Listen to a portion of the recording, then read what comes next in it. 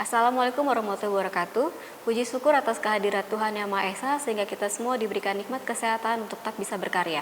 Perkenalkan, nama saya Yelni Ramhawati dari Universitas Pakuan, Fakultas Ilmu Sosial dan Ilmu Budaya, Program Studi Sastra Jepang dengan minat Sastra, Linguistik, dan Budaya.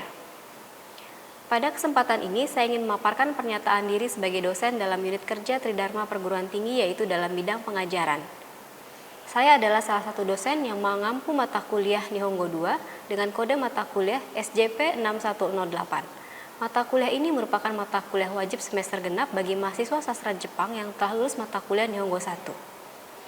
Adapun deskripsi mata kuliah ini adalah mata kuliah Nihongo 2 merupakan kelanjutan dari Nihongo 1 yang bertujuan untuk memperkuat dasar berbahasa Jepang mahasiswa pada tingkat pemula dengan menggunakan buku Minano Nihongo 1 yaitu bab 14-25 sebagai bahan ajar utama.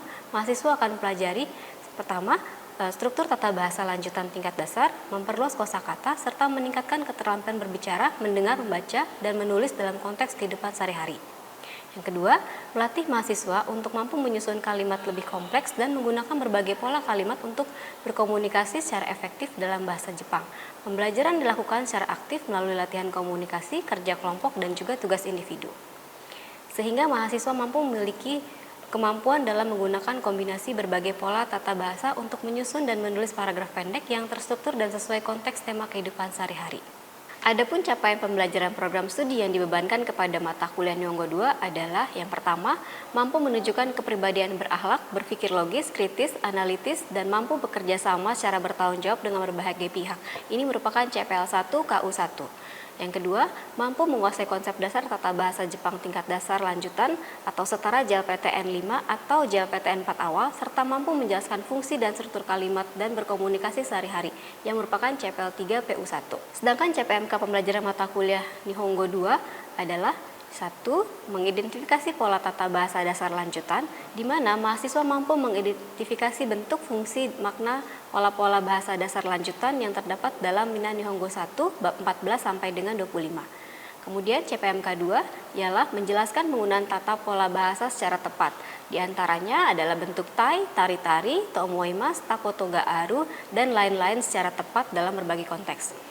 CPMK ketiga ialah menerapkan pola tata bahasa dalam kalimat tertulis. Di sini mahasiswa mampu untuk menyusun kalimat sederhana hingga kompleks dalam bahasa Jepang dengan menerapkan pola kalimat bahasa yang sesuai dengan struktur dan konteks. CPMK 4 menganalisis kesalahan tata bahasa dalam kalimat. Mahasiswa mampu mengenali dan mengoreksi kesalahan penggunaan pola tata bahasa dalam kalimat tulis ataupun lisan tingkat dasar. Sedangkan CPMK yang terakhir, CPMK 5, yaitu menggunakan tata bahasa untuk menyusun teks pendek. Mahasiswa mampu menggunakan kombinasi berbagai pola tata bahasa untuk menulis paragraf pendek yang struktur dan sesuai konteks tema kehidupan sehari-hari. Untuk sub CPMK mata kuliah Nihongo 2, saya turunkan lagi menjadi topik pertemuan yang diadaptasi menjadi 14 pertemuan dengan 2 pertemuan lainnya adalah UTS dan UAS. Sub CPMK yang pertama, mahasiswa mampu mengidentifikasi bentuk, fungsi, dan makna dari pola-pola tata bahasa dasar lanjutan dalam Minano Nihongo 1 bab 14 sampai dengan 25. Sub CPMK kedua, mahasiswa mampu menjelaskan secara lisan dan tertulis penggunaan pola tata bahasa seperti bentuk tai, tari-tari, toomou, nado, nagara, dan lainnya sesuai dengan konteks penggunaan. Sub CPMK 3, mahasiswa mampu menerapkan pola-pola tata bahasa dalam menyusun kalimat sederhana hingga kompleks yang sesuai dengan kaidah bahasa Jepang. Sub CPMK 4, mahasiswa mampu mengidentifikasi dan mengoreksi kesalahan dalam penggunaan tata bahasa pada pola kalimat atau teks sederhana. Sub CPMK 5, mahasiswa mampu menggunakan kombinasi beberapa pola tata bahasa dan menyusun paragraf pendek yang runtut, logis, dan sesuai konteks. Sub CPMK 6, mahasiswa mampu menghubungkan penggunaan tata bahasa dengan konteks bahasa Jepang, seperti perbedaan menggunakan bentuk sopan, ungkapan kehendak, dan struktur yang mencerminkan norma sosial Jepang. Buku ajar yang saya gunakan ada 2, yaitu buku utama atau main text-nya adalah buku Minano Nihongo Sokyu Ichi, main textbook second edition, dan buku yang kedua adalah buku terjemahan dan keterangan tata bahasa Minano Nihongo Ichi, Translation and Grammar Notes, second edition. Metode pembelajaran kontekstual instruction student centered learning basisnya adalah mengedepankan partisipasi aktif mahasiswa dalam proses pembelajaran dengan cara yang pertama, kontekstual instruction atau pembelajaran kontekstual, di mana mahasiswa dikenalkan pada pola kalimat melalui situasi nyata atau simulasi kehidupan sehari-hari Jepang, misalnya percakapan di restoran, perjalanan, aktivitas kampus, dan lainnya. Dan juga menggunakan media otentik seperti gambar, video, brosur, dan jadwal transportasi Jepang untuk memperkuat konteks.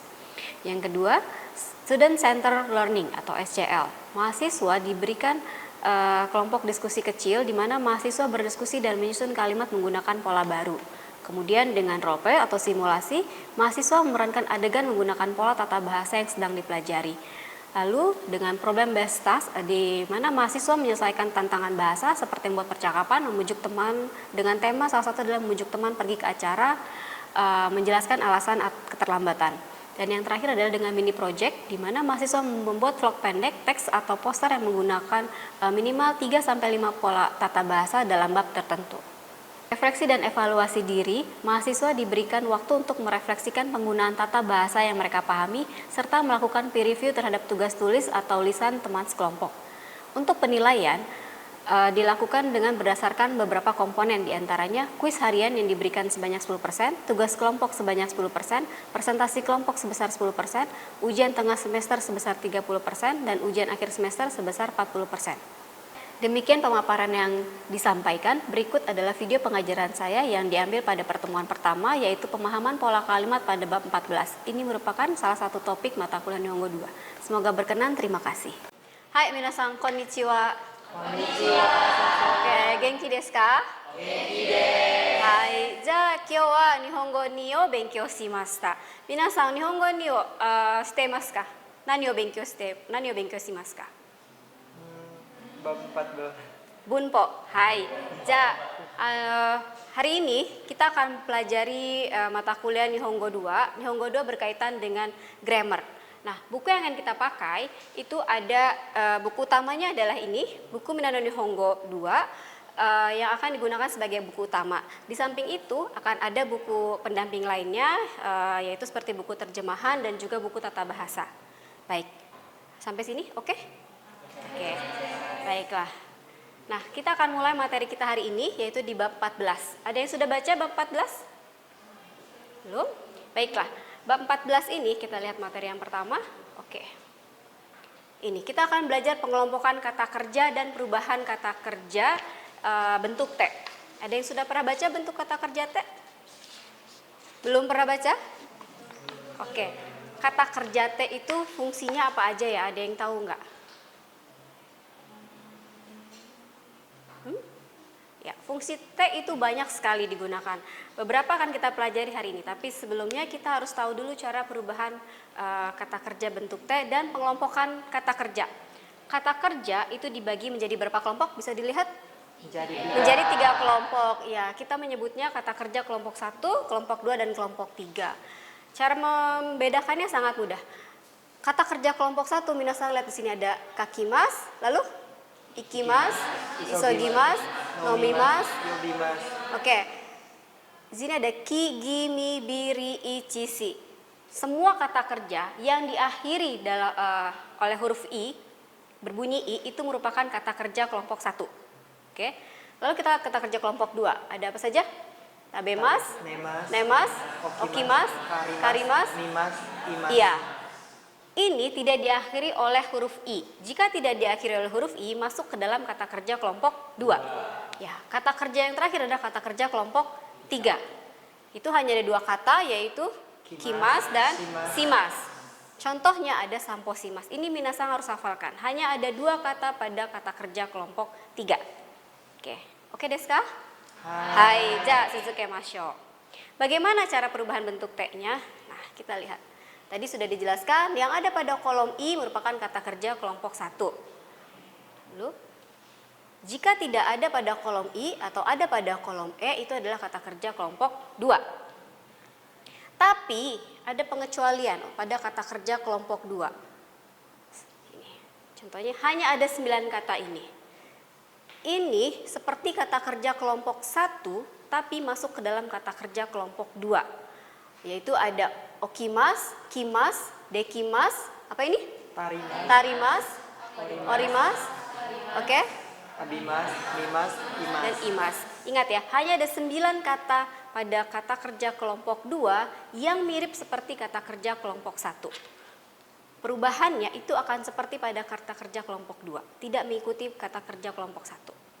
Bagaimana perubahannya? Kita akan lihat perubahannya. Oke. Pada kata kerja kelompok 1, kita hari ini akan belajar TK. Perubahan pada kata kerja kelompok 1 seperti ini. Jika diakhiri dengan huruf I, Ci, dan Ri, kita ubah menjadi ete. Lalu mi, ni, dan bi menjadi ende.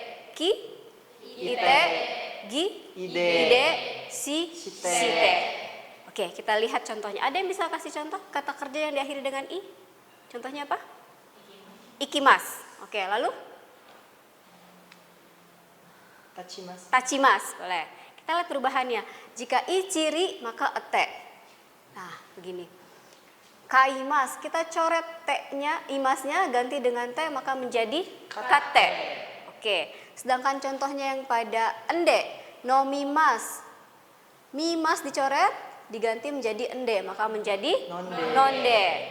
Kakimas, kimas dicoret, ganti ite, maka menjadi kaite. Lalu oyogimas, gimas dicoret, ganti ide, maka menjadi oyoide. Hai, terakhir ada contoh kata hanasimas. Kita coret simasnya, ganti site, maka menjadi hanaste. Pengecualian untuk kata kerja ikimas. Ikimas diakhiri dengan huruf apa? Kimas, ya. Seharusnya menjadi kate, tapi untuk ikimas itu menjadi ete. Maka ikimas menjadi ite. Oke. Wakarimashita ka? Hai. Yokata. Ja, sugi wa, kalau ini ada kata kerja kelompok 1, maka berikutnya ada kata kerja kelompok 2. Nah, kata kerja kelompok 2 ini lebih mudah. Maru mas diganti menjadi te. Jadi yang dihilangkan hanya bentuk masnya saja diganti dengan te. Contohnya apa saja? Di sini ada kata tabemas menjadi tabete. Lalu osiemas menjadi osiete. Mimas menjadi oke. Okimas menjadi okite. Kalau 9, kecuali pengecualian yang 9 tadi, masih ingat ada apa saja? Abimas, abimas maka menjadi abite. Orimas menjadi orite. Oke. Hai. Ja, berikutnya adalah kata kerja kelompok 3. Ya. Hanya ada 2 kata, yaitu kimas dan simas. Kimas menjadi kite, simas menjadi site. Hai, di sini ada salah satu contoh simas. Contohnya silakan dibaca. Benkyo simas menjadi benkyo shite. Satu lagi. Simas menjadi shukudai shite. Oke, shukudai shite. Ja, oke desu ka? Hai, oke, rensu shimashou. Kita rensu shimashou. Sukemas menjadi sukete. Akemas wa? Akete. Hai. Shimemas? Shimete. Isogimas? Isoide. Magarimas? Magate. Hai. Kesimas? Shimemas? Oke. Machimas? Mate. Hai. Tomemas? Oke. Mochimas? Motte. Oke. Sugi wa yobimas? Bimas. Yonde. Hai. Hajimemasu. Hajimete. Asobimasu. Asonde. Tetsudaimasu. Tetsudate. Oshiemasu. Oshiete. Dasimasu. Daste. Oke, ja, kore wa mukaemasu. Mukaete. Hai, imasu. Ite. Hai. Hairimasu. Haite. Hai. Kakarimasu. Kakate. Oke. Nemasu. Nete. Oke. じゃあ運転します。運転し運て転して運動します。運動し運動てして宿題します。宿題しおてー、すごい皆さん。はい、すごい。OK。じゃあ、TK 大丈夫ですね。はい。じゃあ次はfungsinya TK itu apa saja? Ada yang sudah baca bukunya? Fungsi TK? Oke. TK, fungsi TK yang pertama kita gunakan untuk seperti ini. TK plus kudasai. Please do. Tolong, mempersilahkan. Digunakan untuk bentuk perintah formal atau kita bisa juga mempersilahkan untuk orang. Ada dua fungsinya. Oke, kita lihat dulu cara perubahannya. Pertama ada kata oshiemas. Langkah pertamanya oshiemas dirubah dulu ke dalam bentuk te menjadi oshiete tambah dengan kudasai, maka menjadi oshiete kudasai. Hai, imas rubah dulu dalam bentuk te. ite Ite tambah kudasai. Ite kudasai. Hai, yomimas. Te-nya yonde. Rubah ke dalam bentuk kudasai. Yonde kudasai. Oke. Nah, sini te kudasai merupakan bentuk perintah, permintaan tolong dan mempersilahkan secara sopan. Ada 3 fungsinya. Kita lihat dulu yang bentuk perintah. Contohnya, yuk baca sama-sama. Kono, ano, hong o, misete kudasai so. Ano hong o misete kudasai. Watashi wa minasan ni minasan ano hong o misete kudasai.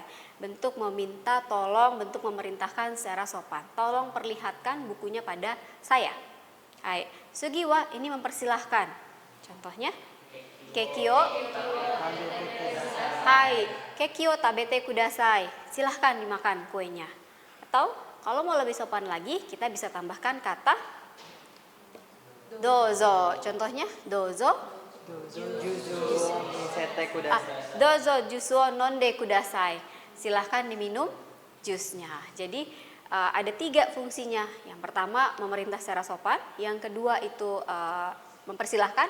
3 kita mempersilahkan juga tapi tambahkan dengan dozo. Silahkan. Hai. Jaren sushimashou. Isilah dengan kalimat yang tepat berdasarkan gambar. Contohnya, sashin o torimasu. Sashin o totte kudasai. Ja kore kopi shimasu. Kopi? shite kudasai Hai, watashi wa minasan ni minasan kopi shite kudasai. Tolong difoto kopi. Hai, kore. Migi ni magarimasu. Migi e magate kudasai magate kudasai. Hai, kore wa? mado shimete kudasai Oke, mado shimete kudasai. Kore wa?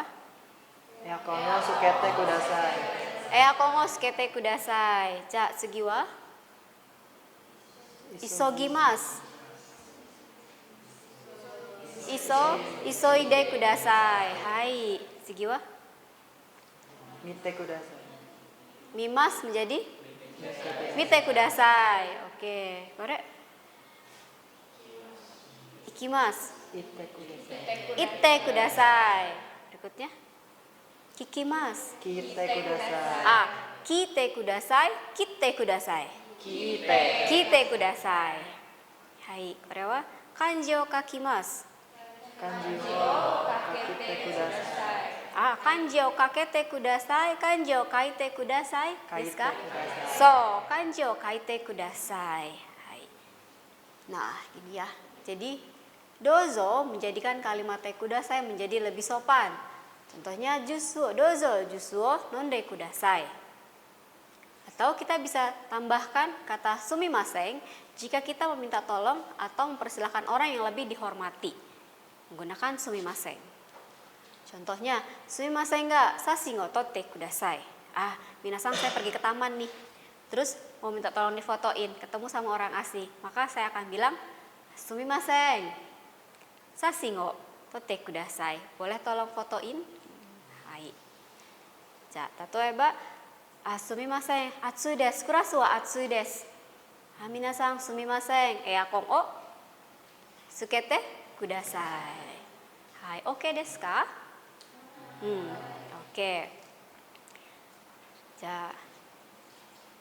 Nah, lalu berikutnya adalah perhatikan gambar latihan pada slide berikutnya.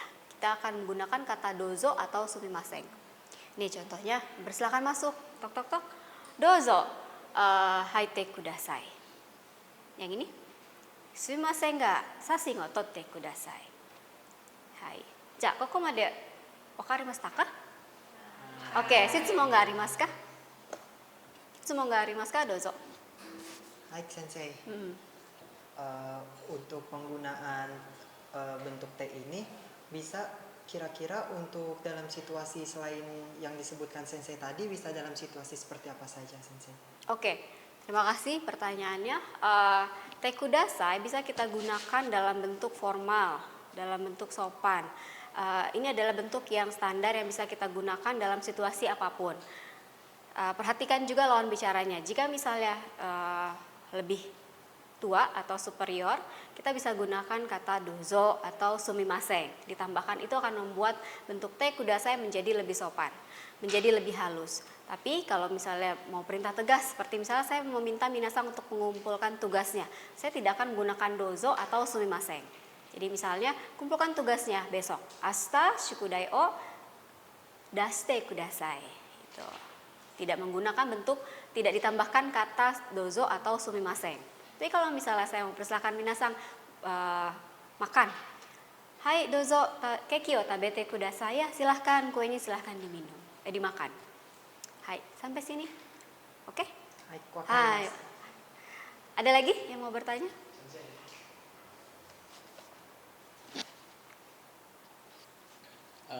Kan tadi ada perubahan ke bentuk T ya Sensei, Ya. yang masnya. Kira-kira tuh ada triknya nggak sih Sensei atau cara metode belajar supaya cepat ingat gitu loh Sensei? Oh, cara menghafal bentuk T. Iya. Oke, tadi kita kembali ke bentuk ada tiga jenis kata kerja, 3 kelompok kata kerja. Kata kerja 1, 2, dan 3. Kata kerja 1 itu kelompok kata kerja 1 semua sebelum mas diakhiri oleh huruf yang ada pada kolom I dalam tabel huruf hiragana. Nah, itu hanya ada 9, yaitu ichiri, minibi, kigishi. Hanya ada 9 kata. Cara menghafalnya ichiri, ate, minibi, ende, kiite, giide, shishite. Tuh. Kelompok 1 agak banyak perubahannya, ada 5. Saya ulang ya. Ichiri, minibi, kigishi. Ichiri, ate, minibi, ende, kiite, giide, shishite. Itu untuk kelompok 1.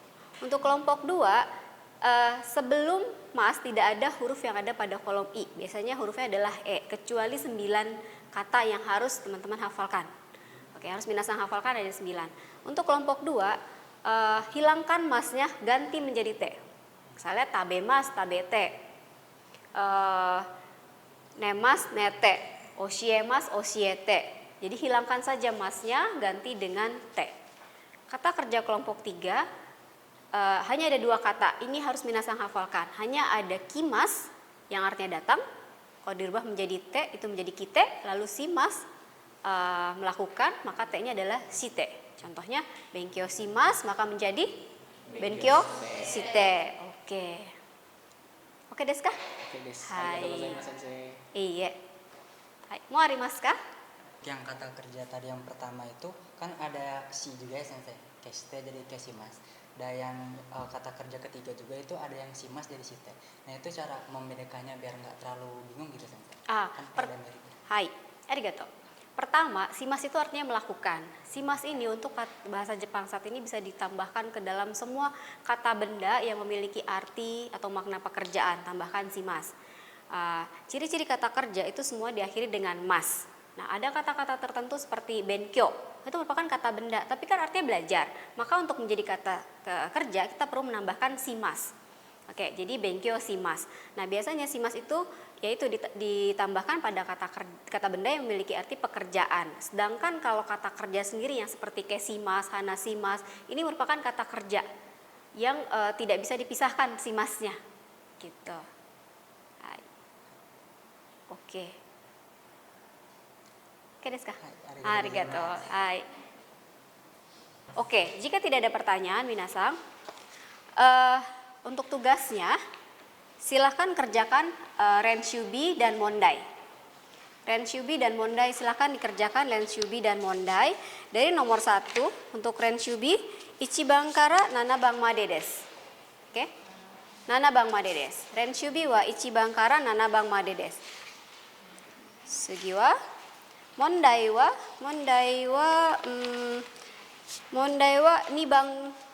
mondai wa sanbang kara nanabang made desu. Hai.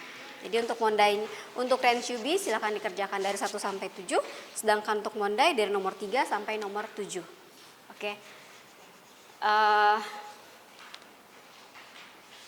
Tugas skudainya itu dikumpulkan di LMS-nya minasang masing-masing. Nanti kita akan feedback, saya akan cek di LMS dan saya akan feedback ketika pertemuan berikutnya. Lalu tugas hari ini sudah di-upload, materi hari ini di-upload di LMS, silahkan bisa dibaca lagi. Oke. Jadi apa yang kita pelajari hari ini minasang? Bentuk T. Bentuk T pertama adalah kata kerja, pengelompokan kata kerja yaitu terbagi menjadi 3, lalu perubahan bentuk T, cara merubah bentuk T, dan fungsi dari T. Salah satu fungsi dari bentuk T yaitu T kudasai.